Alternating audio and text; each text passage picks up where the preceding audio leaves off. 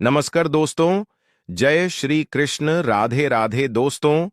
हिंदू धर्म में मकर संक्रांति का महत्व सभी संक्रांतियों में सबसे अधिक माना जाता है। साल में कुल 12 संक्रांति यहाँ होती हैं। सूर्य किसी भी राशि में प्रवेश करते हैं तो उसे संक्रांति कहा जाता है। जब सूर्य मकर राशि में प्रवेश करते हैं तो इसे मकर संक्रांति कहा जाता है। मकर संक्रांति के दिन सूर्य देव की उपासना करने से बहुत ही ज्यादा शुभ फल प्राप्त होते हैं। साल भर सूर्य देव की कृपा प्राप्त होती है और व्यक्ति के जीवन में बहुत ही महत्वपूर्ण बदलाव होते हैं। हर साल जनवरी के महीने में संक्रांति का त्योहार मनाया जाता है। इस वर्ष मकर संक्रांति का त्योहार 14 जनवरी मंगलवार के दिन मनाया जाएगा। शनिदेव मकर और कुंभ राशि के स्वामी हैं। इसी कारण से यह माना जाता है कि इस दिन सूर्य देव अपने पुत्र शनि से मिलने के लिए जाते हैं। इस पिता पुत्र के मिलन को मकर संक्रांति के त्योहार के नाम से मनाया जाता है। शनिदेव ने अपने पिता सूर्य देव के स्वागत में बहुत ही महत्वपूर्ण वस्तुओं का प्रयोग किया था। अगर आप भी मकर संक्रांति के दिन सूर्यदेव को यह वस्तुएं चढ़ाते हैं अथवा जल में यह चीजें डालकर सूर्यदेव को चढ़ाते हैं तो सूर्यदेव आपसे अत्यंत प्रसन्न हो जाएंगे और आपको सुख संपन्नता का आशीर्वाद प्रदान करेंगे। भगवान श्री कृष्ण कहते हैं, मकर संक्रांति के दिन सूर्यदेव को इन वस्तुओं के साथ अर्घ्य देने से दुख दरिद्रता समाप्त होती है और जीवन में सुख समृद्धि आती है। इस प्राचीन कथा के माध्यम से हम आपको बताते हैं कि मकर संक्रांति के दिन सूर्य को अर्घ्य देना कितना महत्वपूर्ण होता है और उसका क्या फल प्राप्त होता है। दोस्तों, एक बार नारद जी भगवान श्री कृष्ण के पास आते हैं और उनसे पूछने लगते हैं, हे प्रभु, मकर संक्रांति के दिन सूर्य को जल देने का क्या औचित्य है?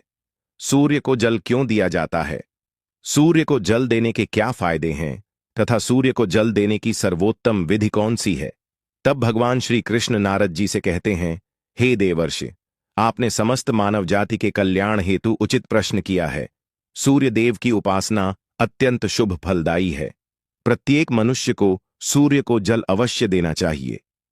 हे देवर्षि, मैं आपको एक अत्यंत पवित्र कथा सुनाता हूं जिससे आपकी द्विधा समाप्त हो जाएगी और आपको आपके सभी प्रश्नों के उत्तर भी मिल जाएंगे। जो भी इस कथा का श्रवण करता है उसे 100 वर्षों तक सूर्य को जल देने का फल प्राप्त होता है। इसीलिए आप इस कथा को ध्यान से पूरा जरूर सुने। दोस्तों, भगवान श्री कृष्ण ने सूर्यदेव की महिमा का वर्णन करने के लिए नारद जी को एक अत्यंत पवित्र कथा सुनाई है। इस कथा में सूर्य को जल देने की सही विधि और अत्यंत शक्तिशाली सूर्यदेव के मंत्र के बारे में बताया है। इसीलिए आप सभी इस कथा को ध्यान से पूरा अवश्य सुने। इस कथा को सुनने मात्र से ही आपको सूर्य को जल देने का फल प्राप्त होता है। तो चलिए शुरू करते हैं। भगवान श्री कृष्ण कहते हैं, हे देवर्ष, प्राचीन काल की बात है। दक्षिण देश में एक अत्यंत प्राचीन शोभायमान नगरी थी। उस नगरी में देव शर्मा नाम का ब्राह्मण अपनी पत्नी कलावती के साथ निवास करता था। देव शर्मा शास्त्र ज्ञान में पारंगत था, किंतु उसने अपने ज्ञान का कभी सदुपयोग नहीं किया। उसने उसके ज्ञान का उपयोग केवल धन कमाने के लिए किया। देव शर्मा ने अपने जीवन में कभी दान धर्म नहीं किया, कभी सूर्यदेव को अर्घ्य नहीं दिया। वह अत्यंत स्वार्थी और दंभी स्वभाव का था। फिर एक दिन वह वन से जा रहा था तो एक विषैले सर्प के काटने के कारण देव शर्मा की मृत्यु हो गई। मृत्यु के बाद देव शर्मा को यम के दूत यमलोक लेकर गए। वहां यमराज ने देव शर्मा के पाप और पुण्य का मूल्यांकन किया और देव शर्मा को नरक में डाल दिया। देव शर्मा अनेकों वर्षों तक नरक में सजा भुगतने लगा और फिर उसे प्रायश्चित करने के लिए फिर से मनुष्य जन्म की प्राप्ति हुई। उसका दूसरा जन्म एक गरीब शूद्र के घर पर हुआ। दूसरे जन्म में उसे अत्यंत दुख भोगने पड़े। उस शूद्र के बड़े होते ही उसके पिता ने उसका विवाह एक युवती से करा दिया और फिर वह उस युवती के साथ वन में ही झोपड़ी में रहने लगा। विवाह के बाद अनेक वर्षों तक उस शूद्र को कोई संतान नहीं हुई, इसीलिए वह और भी अधिक दुखी रहने लगा। लेकिन इतने में ही उसके दुख समाप्त नहीं हुए। कुछ वर्षों के बाद दैव योग से उसके शरीर में भयंकर कोढ़ का रोग उत्पन्न हुआ और वह भयंकर कोढ़ के रोग से पीड़ित हो गया। उसके शरीर पर अनगिनत जख्म हुए जिनसे पस निकलता रहता था। वह कोढ़ी शूद्र अब कुछ काम भी नहीं कर सकता था और दिन भर घर पर ही पड़ा रहता। उसकी पत्नी एक पतिव्रता नारी थी। उसने पति को कोढ़ होने के बाद भी उसका साथ नहीं छोड़ा और वह उसकी नित्य सेवा करती रहती थी। वह अपने पति को ही परमेश्वर मानकर उसकी पूजा करती थी, उसके लिए भोजन का प्रबंध करती थी, उसे स्नान करती थी। वह शूद्र अनेक बार मन ही मन सोचता रहता था कि किस जन्म के पाप के कारण उसे यह कोढ़ रोग हुआ। ऐसा सोचते हुए वह बहुत ही निराश और उदास रहने लगा। फिर एक दिन उसके द्वार पर एक साधु पधारे। उस कोढ़ी शूद्र की पत्नी ने उन साधु महात्मा की बड़ी सेवा की, जिससे प्रसन्न होकर उस साधु ने उस कोढ़ी की पत्नी को वर मांगने के लिए कहा। तो कोढ़ी की पत्नी ने कहा, हे महात्मा, मेरे लिए मेरे पति ही सर्वस्व है, वही मेरे स्वामी है। अतः आपसे विनती है कि मेरे पति का रोग दूर करें और उन्हें पहले के जैसा बना दे।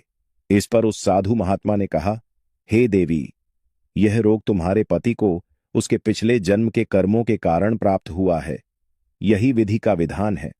मैं इसमें हस्तक्षेप नहीं कर सकता।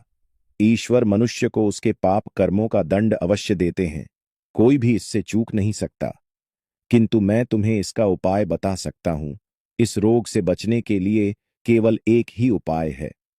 तुम अपने पति को लेकर सूर्यदेव की शरण में जाओ, सूर्यदेव की नित्य उपासना करो। सूर्यदेव की कृपा से तुम्हारा पति कोढ़ से मुक्त हो जाएगा और उसे कामदेव के समान सुंदर रूप प्राप्त होगा। फिर उस साधु महात्मा ने उस स्त्री को सूर्यदेव की उपासना की विधि बताई। उस विधि को जानकर उस कोढ़ी की पत्नी ने अपने पति के साथ मिलकर पूरी निष्ठा और श्रद्धा से सूर्यदेव की उपासना की और देखते ही देखते कुछ ही दिनों में उसका पति पूरी तरह से ठीक हो गया। वह कोढ़ के रोग से पूरी तरह से मुक्त हो गया और सूर्यदेव की कृपा से उसे सुंदर रूप, बलवान शरीर तथा धन संपत्ति की प्राप्ति हुई और वह कोढ़ी शूद्र बहुत धनवान बन गया। हे नारद, अब मैं तुम्हें सूर्यदेव को प्रसन्न करने की विधि और मंत्र के बारे में बताता हूं, जिसे करने से मनुष्य के सभी रोग नष्ट होते हैं।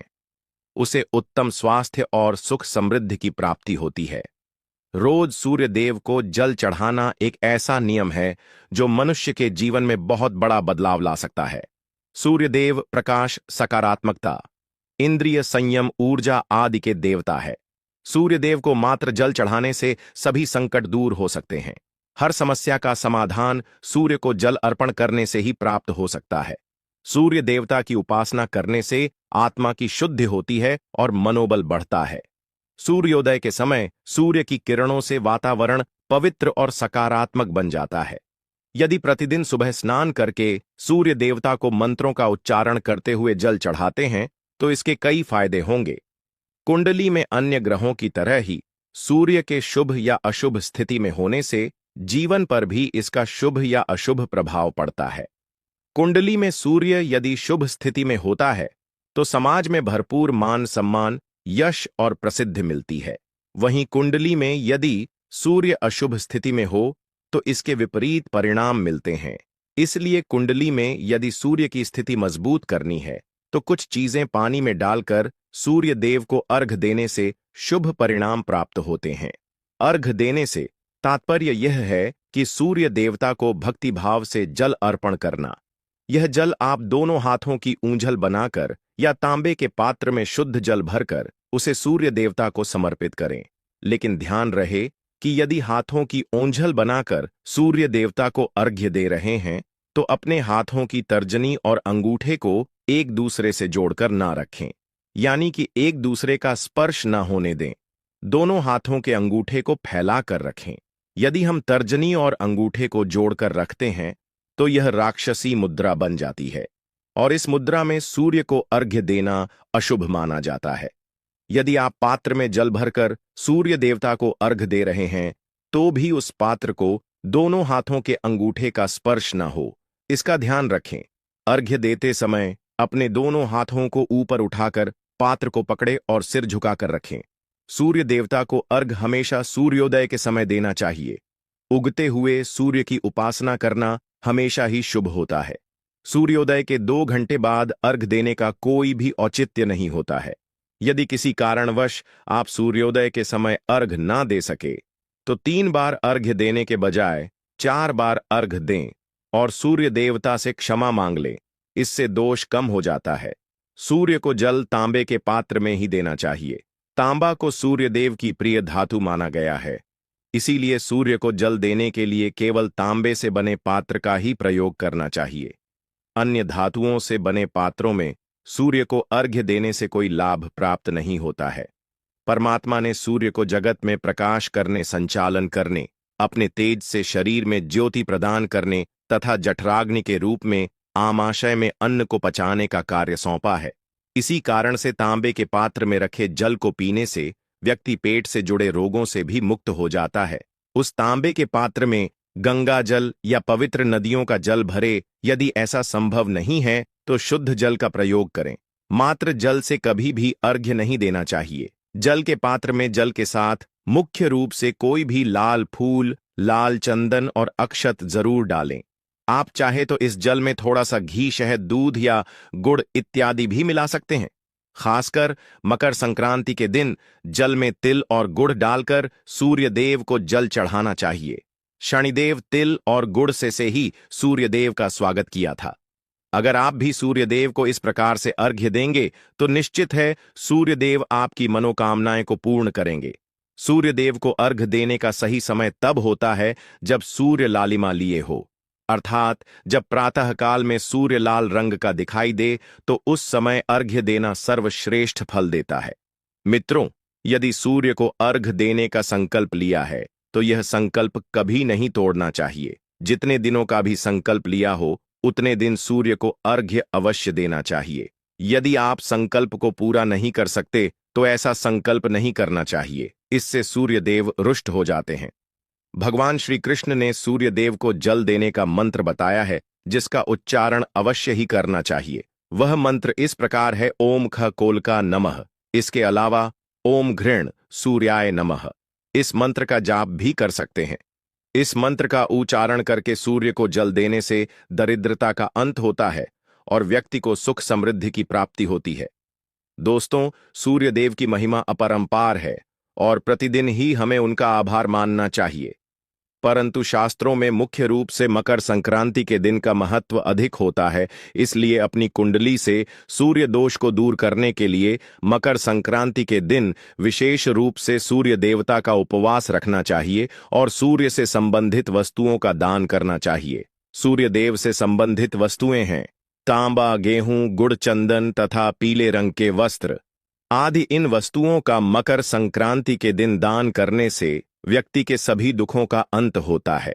यदि व्यक्ति बीमार है अथवा घर में सूतक है या अन्य कोई समस्या है जिसके कारण वह सूर्य देव को अर्घ्य नहीं दे पा रहे हैं, तो इसके लिए शास्त्रों में मानस पूजा का प्रावधान किया गया है, यानी कि मनुष्य अपने मन में ही सूर्य देव को अर्घ्य दे सकते हैं।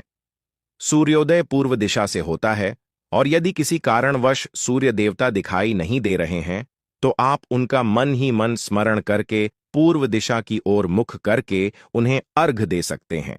लेकिन कभी भी सूर्य को अर्घ्य देने का संकल्प ना छोड़े। तो दोस्तों, इस प्रकार से आप भी सूर्य देव को अर्घ्य देकर सूर्य देव की कृपा प्राप्त करें। आपको यह कथा कैसी लगी कमेंट करके जरूर बताएं। जानकारी अच्छी लगी तो वीडियो को लाइक जरूर करें। कमेंट में जय सूर्यदेव और जय श्री कृष्ण जरूर लिखें। साथ ही चैनल को सब्सक्राइब करें। आप सभी का धन्यवाद।